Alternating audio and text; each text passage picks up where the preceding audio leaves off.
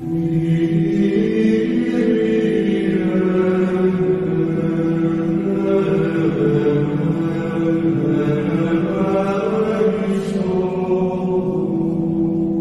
past week, we had the anniversary of 9/11, 23 years. And I think most of us, if we were alive then, remember where we were when we got the news about what is going on. And it's easy to forget in that 3,000 people were killed by Islamic terrorists. But there's also many heroes of that day. And one of them is a guy named Todd Beamer. He was on United Flight 93.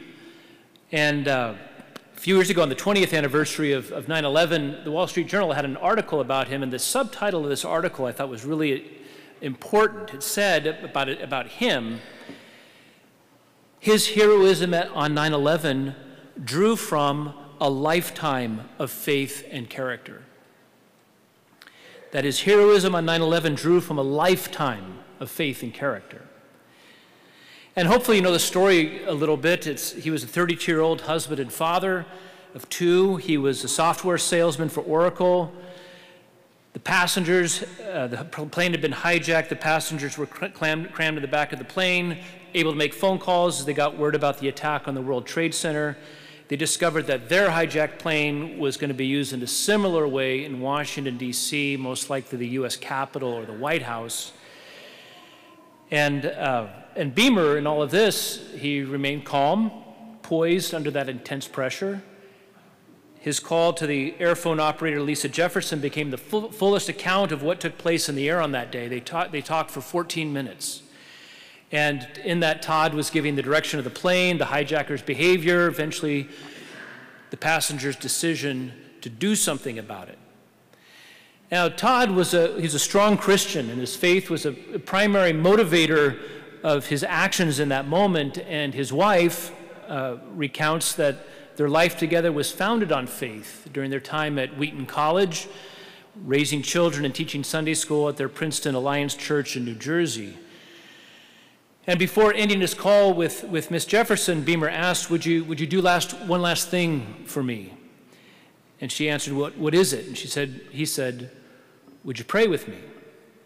And he, on the phone with her and the passengers that were with him had decided to try to take back the plane, all prayed the Our Father together, and then Todd prayed Psalm 23, which concludes, "Yea, though I walk through the valley of the shadow of death, will fear no evil, for thou art with me." And immediately after, he turned to the other several passengers who were going to be part of this attempt to retake the plane, and he said, "Are you guys ready?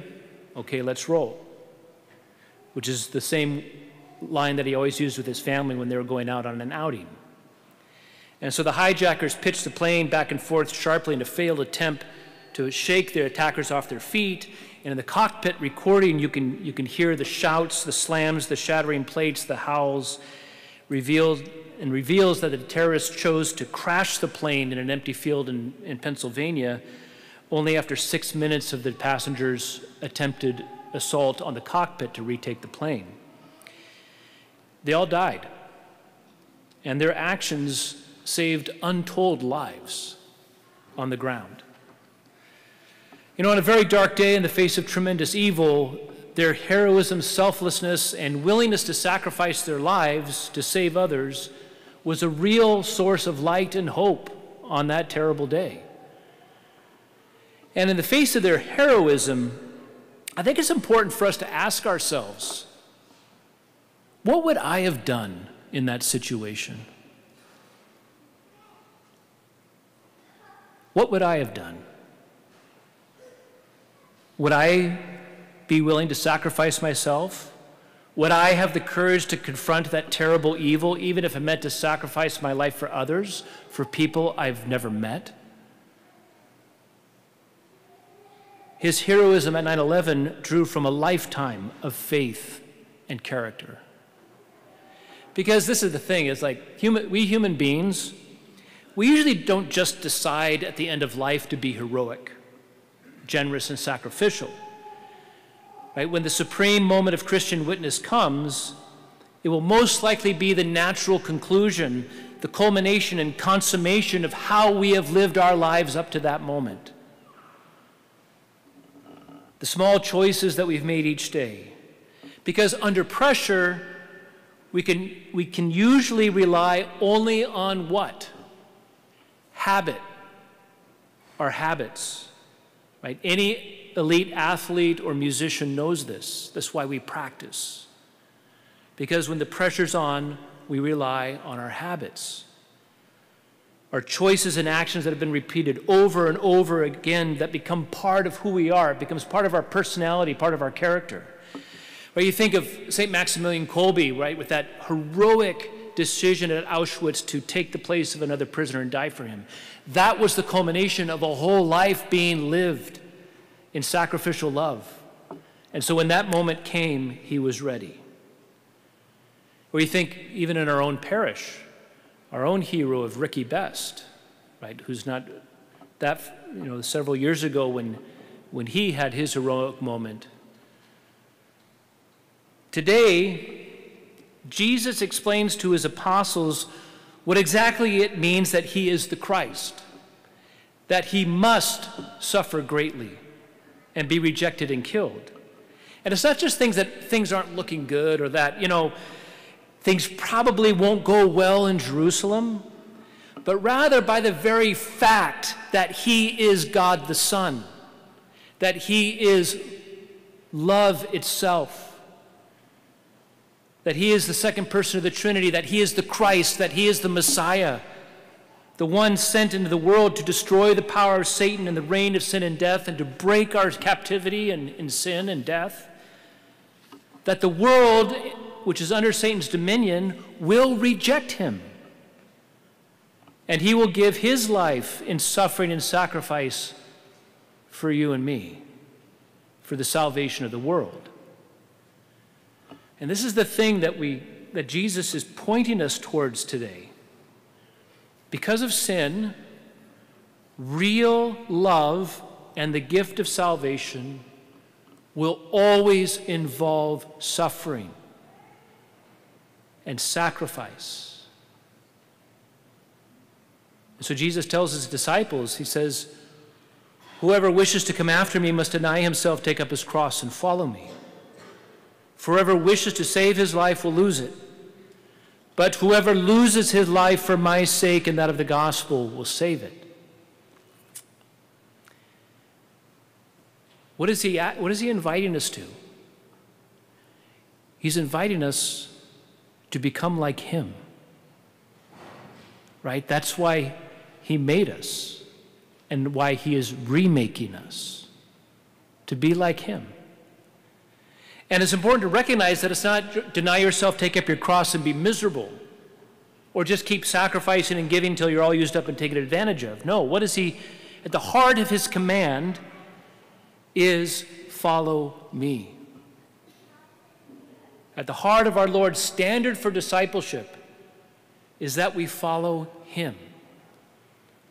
To simply walk in his footsteps, our eyes fixed on him, as we strive to imitate him, to do what he does with the divine power that he readily and generously showers upon us. Because when we do that, then something amazing comes about in the midst of suffering. Joy and peace. A joy and peace that the world cannot give. And then what he's telling us is that the cross is the only path to salvation. It's the only way to happiness.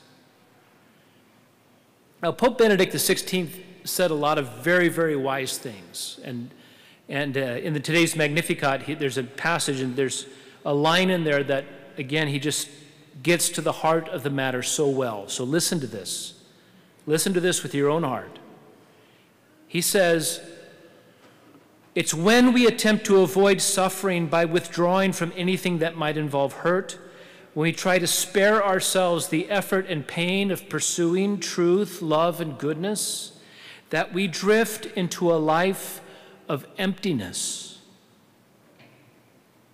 Think about that. When we avoid the cross, when we flee from it, where do we end up? In emptiness. And then he follows it up with this. It's not by sidestepping or fleeing from suffering that we are healed, but rather by our capacity for accepting it, maturing through it, and finding meaning through union with Christ. And that's what it's about. It's union with Christ in his cross that we are healed and that we are matured in love. Now, hopefully we want to be heroes and do something great and meaningful with our lives and maybe even with our deaths, to become a saint. And the good news of that is that it starts with our small daily choices and actions of denying ourselves, taking up our cross, and following Jesus. It's right here in front of us. By repeating these small, loving, sacrificial actions, they become a habit. And it becomes part of who we are and of our personality and our character. And so what is it? If you think about it for like 3 seconds, we know the cross in front of us. We know the one that we don't want to pick up. What is it? Surrendering a grudge? Forgiving the little grievances? Maybe there's something in the marriage that just a healing that needs to happen and we haven't got to it yet. Is it having that difficult conversation with one's boss or coworker or spouse? Right. What is it that's the sin that we don't want to give up? What is it? It's okay to be there with it. Right. Be real. Jesus is speaking to our reality and our hearts as they are. And maybe it's hard.